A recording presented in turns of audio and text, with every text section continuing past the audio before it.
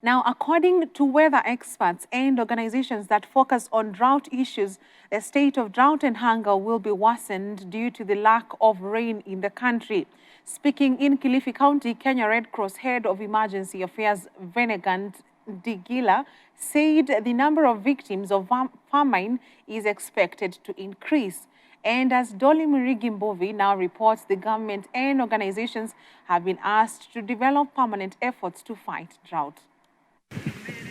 At least 29 counties have been affected by drought, with 4.3 million people affected. The hunger situation in the country is expected to continue until June this year, owing to the failed short rains, a humanitarian agency has said. According to the Emergency Preparedness and Response Manager of the Kenya Red Cross, the Nat Nigila, the number of victims of drought has been going up and is expected to continue going up. The failed short rains that normally take place between the months of October and December gave Kenyans, including the government and aid agency, a false hope. According to the officer, he says that since January and February are dry seasons, substantial rains may start in March and the first harvest done as from May and June. Seeing a likelihood of the effects to continue and maybe deteriorate even further, because the October, November, December rains, of course, did not perform very well in most of the counties.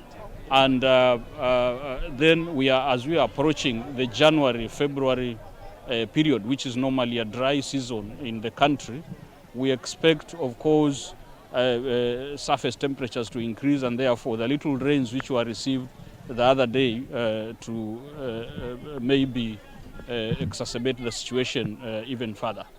The water problem is said to have led to many communities to travel longer distance in search of the commodity. Some of the little rains which have come in some of the counties, they have presented a sense of false hope. This false hope is both for those who have been affected and those who are there to support those who are affected. We are saying the aid agencies and maybe the line ministries and departments, where the rains give an impression that the communities are recovering because of maybe the vegetation turning a little green at some stage. But this remains just that. They are false hope, because truly in most of the areas the rains are not enough to ensure some substantial recovery.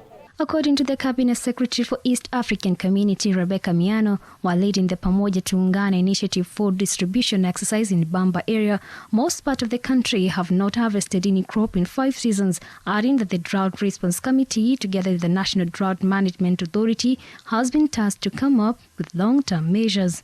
This committee, together with my ministry and the National Drought Management Committee, is also tasked to come up with long-term measures for drought resilience. We know this is not the last drought in life. We will in future have droughts, but we would want to come up with long-term measures and sustainable resilient measures so that in future we can have water and we can have enough food despite even having a drought.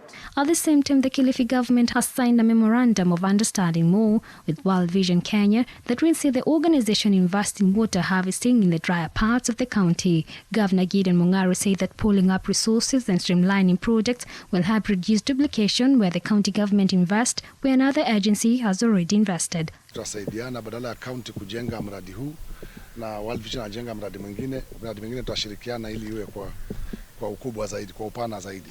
Mahali nyingine ambapo tayari washaweka pesa ni pale ambako kuna visima Kadzandani, pale Magarini. Bahati mbaya hivyo visima kidogo vimeanza kukauka, lakini tumeweka pesa katika supplementary budget. Tutaweka sasa kisima pia pale Kadzandani cha gharama ya milioni 25, na kuna tanki tayari shanunuliwa na World Vision ambayo inabeba lita 250,000 ili tuweze kupiga maji yaende kwa watu huko mashinani. Dolly Murigi for Hope TV.